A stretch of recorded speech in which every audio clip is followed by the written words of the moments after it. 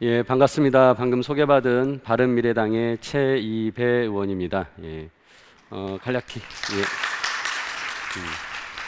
예, 간략히 좀 제 소개를 드리면은요, 저는 이제 공인회계사로서 계속적으로 경제 분야에 대한 관심을 가지고 지금 국회에서는 이제 금융위원회, 공정거래위원회 등을 이제 소관부처로 하고 있는 정무위라는 상임위에서 활동을 하고 있습니다. 그런 과정에서 이제 금융에 대한 여러 가지 제도에 대해서 입법 활동과 정부의 정책에 대해서 같이 고민하는 그런 활동을 하고 있습니다. 앞서 우리 그 사회부심 교수님도 말씀하셨지만 블록체인 또 암호화폐에 대한 개념 또 그 이해 수준에 대해서 우리가 정부에 대한 좀 부분을 짚고 넘어가지 않을 수가 없습니다. 아시다시피 암호화폐에 대한 거래가 과열 조짐을 보이면서 작년 하반기 올해 초에 정부에서 여러 가지 준비를 하고 있다. 또 입장을 조만간 낼 거다라는 얘기를 했었고요. 그런 과정에 이제 느닷없이 정부의 이제 법무부 장관이 당시에 암호화폐 거래소를 모두 폐쇄시키겠다라는 식의 발언을 하면서 굉장히 시장에 충격을 주었던 것을 기억하실 겁니다. 당시에 그 정부의 그런 입장이 비단 정부 내부의 전체적인 조율된 의견은 아니었지만 정부 내부에 흐르는 어떤 기류라고 볼 수 있고요. 암호화폐를 담당해야 될 부서를 정부 내에서도 정하지 못하고 여러 관련 부서들을 묶어서 TF를 만들고 논의를 하면서 그 주도권을 오히려 법무부가 가져가면서 법무부의 입장이 크게 반영이 돼서 암호화폐에 대해서 부정적인 인식을 가지고 그런 이제 발언이 나왔던 것입니다. 당시에 국회에서도 이런 부분에 대해서 매우 좀 놀랐고 그래서 이제 여러 정부 부처들을 불러서 긴급 현안 질의 등을 통해서 정부의 입장을 이제 확인을 했었는데요. 당시에 정부는 블록체인과 암호화폐는 분리해서 대응하겠다라는 인식을 가지고 있었습니다. 즉 블록체인에 대한 어떤 기술에 대한 이해가 굉장히 부족했었고 따라서 암호화폐를 분리 대응하겠다라고 해서 블록체인 산업은 진흥을 시켜야 되겠지만 암호화폐 거래는 일종의 사기성 거래다라는 그런 관점을 가지고 정부가 논의의 축을 가져갔던 게 사실입니다.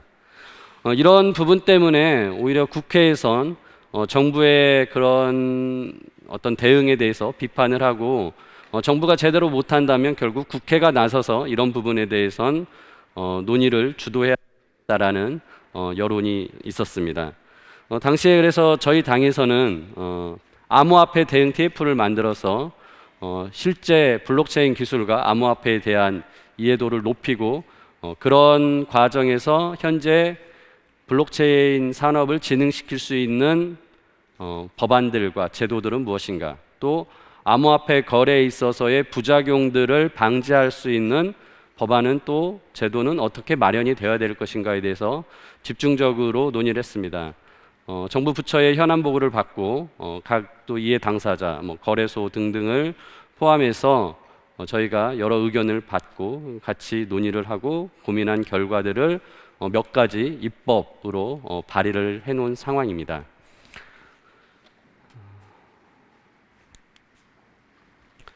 암호화폐에 대한 어떤 일단 거래에 대한 부작용이라고 할까요? 이미 많이 알려져 있겠지만은 첫 번째로 이제 불법 자금 거래에 대한 가능성이 있습니다. 도박이나 마약 거래 또는 상속이나 증여하는 과정에서 탈세, 그리고 해외 자금으로 도피 하는데 암호화폐가 활용될 그런 우려가 있다라는 측면이 있었고요. 두 번째로는 암호화폐 거래 과정에서의 불공정 거래, 즉 시세 조작이나 내부자 정보를 이용한 내부자 거래 등의 문제가 있을 것이다라는 우려가 일반적으로 다 공감을 하고 있던 내용입니다. 그 중에서도 단기적으로 암호화폐의 문제에 있어서 가장 집단적으로 피해를 보는 것은 해킹 문제였습니다. 최근 언론 기사에서도 2011년부터 17년까지 암호화폐 거래소가 해킹을 당해서 투자자들의 손실을 본 것이 40억 달러, 우리 돈으로 약 4.3조 원에 달할 것이라는 통계가 있다고 합니다. 앞서 말씀드린 여러 가지 불법 자금들, 도박이나 마약 거래에 사용되거나 또는 탈세를 하거나 아니면 자금을 해외로 도피시키는 이런 내용들은 각 개인들의 문제일 겁니다. 각각 사건 하나하나로 볼 수 있겠지만 만일 거래소가 해킹을 당한다면 이건 불특정 다수의 굉장히 큰 피해를 초래하는 것이기 때문에 가장 먼저 암호화폐 거래소에 대한 해킹 방지를 위한 것이 필요하다라고 이제 법안에 대한 논의가 있었고요. 두 번째로는 이제 블록체인이 새로운 기술이다 보니까 현재의 법률상에서 블록체인에 대한 기술을 활용한 여러 가지 새로운 제도가 나왔을 때 그거를 가로막는 규제들이 무엇이 있을까라고 고민해서 그런 내용들을 찾아서 미리 선제적으로 법 개정을 해야 된다라고 생각을 했습니다. 그래서 이제 저희가 당시에 제가 죄송합니다. 첫 번째로 그 해킹에 대한 문제를 해결하기 위해선 전자상거래법상에서 암호화폐 거래소를 현재 등록 업체로 인정을 하고 있기 때문에 전자상거래법상 암호화폐 거래에 대해서는 금융감독원 등이 같이 함께 합동조사를 실시할 수 있는 근거를 마련해서 시스템을 점검하고 특히나 망분리 등을 통해서 고객 자산을 보호할 수 있는 의무를 부과하자라는 것입니다. 이런 부분들이 제대로 이루어지지 않을 경우에는 결국 거래소가 자신의 책임을 다하지 못한 부분에 한해서는 재산보호의 미이행 시 손해배상에 대해서는 무과실 책임을 지도록 하는 것이 필요하겠다라는 입법 발의를 해놓은 상태입니다. 두 번째로 이제 저희가 산업의 진흥 측면에서 봤을 때 암호화폐를 통해서 새로운 어떤 기술들이 나오는 것이 기존의 법과 충돌될 수 있다라는 것들을 찾아냈는데요. 그런 것들이 이제 공인 인증 과정에서 우리가 이제 전자서명을 이제 인정을 하고 있는데 블록체인 기술을 활용해서 이런 전자서명을 통한 공인 인증을 했을 때 이게 현행법상으로 인정을 받지 못할 수 있다. 따라서 이런 부분을 미리 저희가 법 개정을 통해서 산업 기술 활성화를 준비해야 된다라는 내용. 또한 이제 우리가 개인정보보호법이나 유치정보보호법에 보면은 일정한 그런 정보들이 이후에는 이제 폐기를 해야 됩니다. 그래서 개인정보와 유치정보를 보호해야 하는 측면에서 기존의 자료들을 폐기를 해야 되는 의무를 부과하고 있는데 블록체인을 통해서 이런 정보들이 저장이 돼 있다라고 하면은 블록체인은 폐기를 할 수는 없기 때문에 저희는 내용을 확인할 수 없는 정도 수준으로 그 형태로 이제 폐기를 해야 된다라는 식으로 이제 법을 바꿔 놓음으로써 이후에 블록체인 기술을 통한 기술들이 새롭게 나왔을 때 현행법과 충돌되지 않도록 하는 취지에서 이런 법들을 저희가 발의를 해놨습니다. 이런 내용들은 어떻게 보면 이제 단기적인 처방입니다. 앞서 말씀드린 것처럼 암호화폐 자체를 어떤 자산으로 인정을 하고 또는 그 자산으로 인정을 했을 때 그러면 이거를 금융상품으로 볼 것인가에 대한 또 다른 판단도 필요한데요. 그런 부분들까지 저희가 고려를 한다면 굉장히 장기적인 논의가 필요하다라고 생각을 합니다. 그런 부분들에 대해서도 이미 많은 의원님들이 입법 발의를 해놓은 상태인데요. 지금 여기서 보여드리는 4가지 법안들은 굉장히 장기적인 차원에서 논의가 될 사안들입니다. 즉 암호화폐에 대한 어떤 정의, 그리고 그 암호화폐 거래소에 대한 정의, 그리고 그 거래에 대해서 발생할 수 있는 여러 가지 부작용들을 막을 수 있는 거래의 공정성, 투명성들을 확보할 수 있는 방안들, 이런 내용들은 굉장히 큰 틀에서 법안이 논의되어야 될 것이고 그런 법들은 다양하게 지금 의원님들마다 암호화폐를 바라보는 관점에 따라서 입법을 해놓은 상황입니다. 물론 이런 부분들에서는 지금 현행의 그 제도가 없음에도 불구하고 암호화폐 거래는 현실적으로 일어나고 있기 때문에 이 암호화폐 거래에 대한 일정 정도의 규제나 규율이 필요한 것이고, 그런 부분은 현재 블록체인 산업협회 등에서 거래소 등 그 암호화폐 거래소들과 함께 자율 규제안을 만들어서 운영을 하고 있습니다. 이 자율 규제안들이 충분히 암호화폐 투자자들을 보호하고 또 건전한 암호화폐 거래가 일어날 수 있도록 하는 데에 그 역할을 할 수 있다고 생각하지만, 그런 자율 규제가 있음에도 불구하고 명확한 법률 체계 내에서 그런 것들을 수용하고 투자자를 보호하고 이후에 문제가 발생했을 때는 법률적인 조치들이 가능하게끔 해야 되는 측면에서는 지금 제시된 법안들이 논의가 될 필요가 있습니다. 현재 국회에서는 앞서서 말씀드린 이런 단기적인 대응에 대한 법안들은 논의가 그렇게 어렵지 않을 거라고 생각을 하고 있습니다. 현재 국회에서 법안이 논의가 되기 시작한다면 이런 부분들은 특별히 쟁점이 없는 법안으로서 여야 간에 큰 갈등이 없기 때문에 쉽게 합의될 수 있는 내용이다라고 생각을 합니다.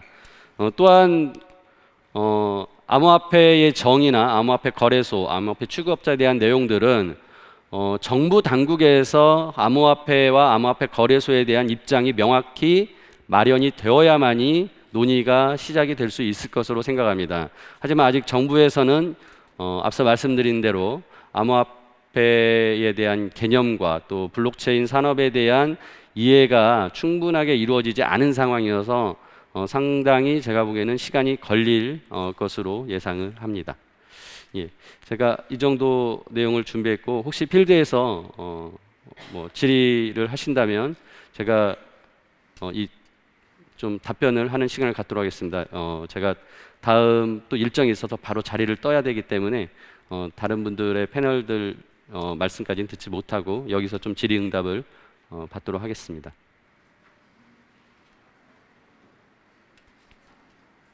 예. 예.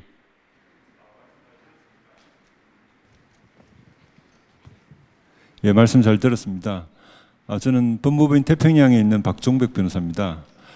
저희들도 요즘 여러 상황에서 이제 사문 업무를 많이 하고 있는데, 이제 그 국회나 정부가 선거가 끝난 후에 이 문제를 어떻게 좀 접근을 하실지, 그 일정이나 아니면 또 가장 중심되는 어떤 그 제도를 무엇으로 상정을 할지에 대한 관심이 아주 뜨겁습니다.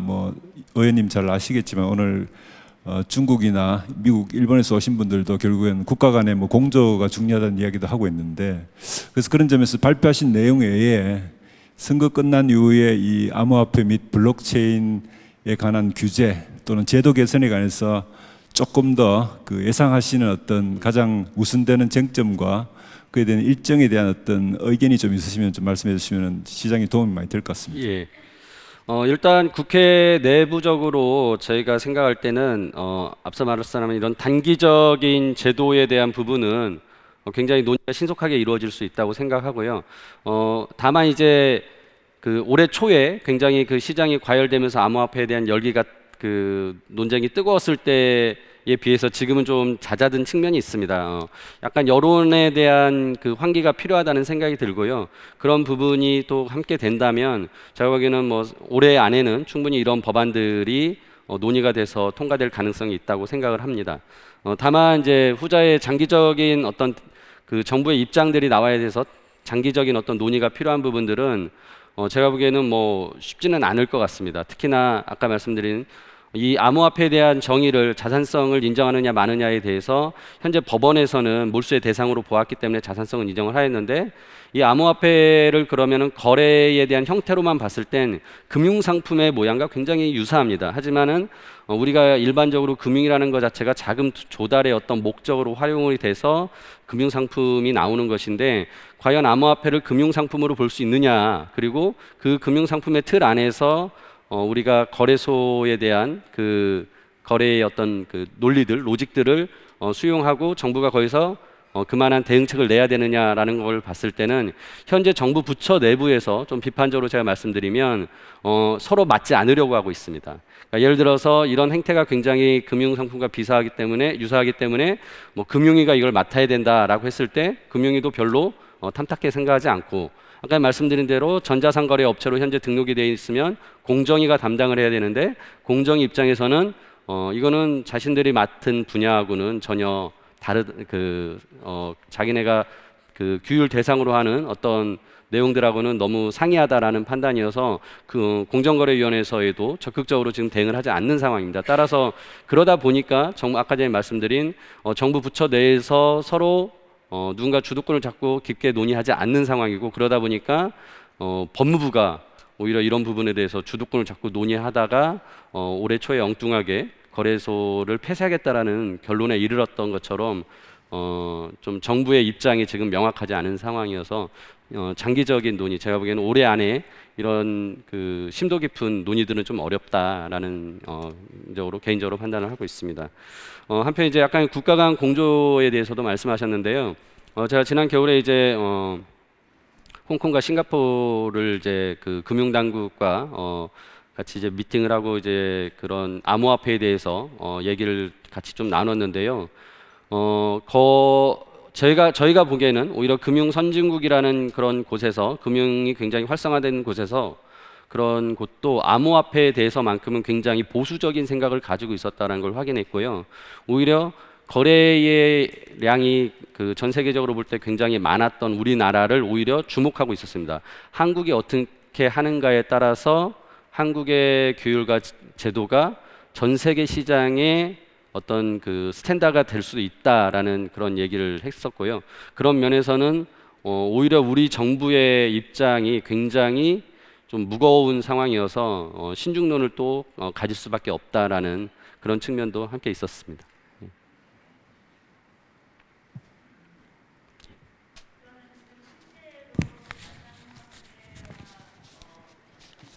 지금 실제로 이 블록체인과 암호화폐와 관련돼서 정부 내에서 연구하고 이렇게 추구하는 기관 내지는 부처가 지금 현재 없다라는 얘기십니까? 그러니까 이제 과학기술부가 당연히 블록체인 산업에 대한 부분은 연구 용역도 하고 뭐 여러 가지 검토를 하고 있습니다. 근데 암호화폐 거래에 대한 내용만을 볼 때는 정부 부처가 모두 좀 주도권을 잡고 논의를 끌고 가는 데가 없다라는 말씀이고요.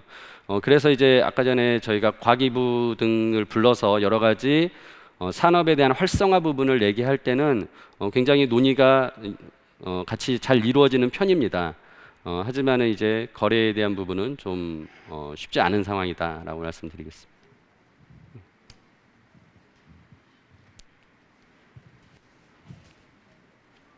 예, 더 질문이 없으시면. 네, 그 의원님 말씀 잘 들었습니다.